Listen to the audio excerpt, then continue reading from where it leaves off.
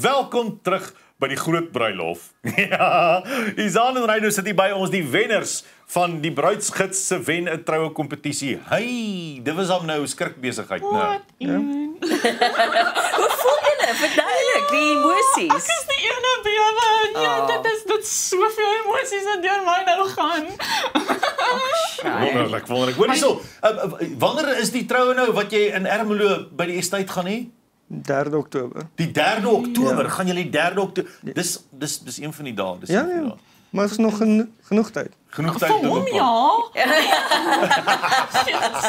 Maar kyk hier, rokke en alles is onder beheer. So ek dink jy is ook okay. Hier is die lekker ding, nee. En as jy nou gehoor het hoe daai lys van pryse, meeste van die goeders is gereël, is daar, is uitgesort. So jy moet eintlik amper net opdaag. Ja. Dankie.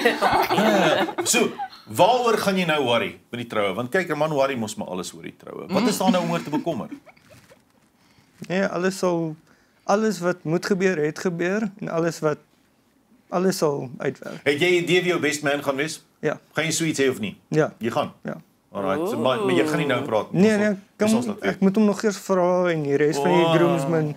Dit kom nog. Dit kom nog. Hoorie, maar ons is baie bly saam met julle. Dit is so 'n wonderlike geleentheid en dankie dat ons ook julle storie kon hoor natuurlik. Dit was net so wonderlik en baie geluk en alles van die beste met die troue en die huwelik vorentoe. Mag die Here se seëninge oor julle wees en mag dit regtig net 'n fantastiese dag vir julle wees. Baie dankie. Dankie julle. Nou ja, dis op die tafeltjie, is 'n blommetjie, daar's ietsie vir die keel en daar's 'n pastelboeke wat ons nou vir julle gaan oorhandig. Baie geluk en alle sterkte.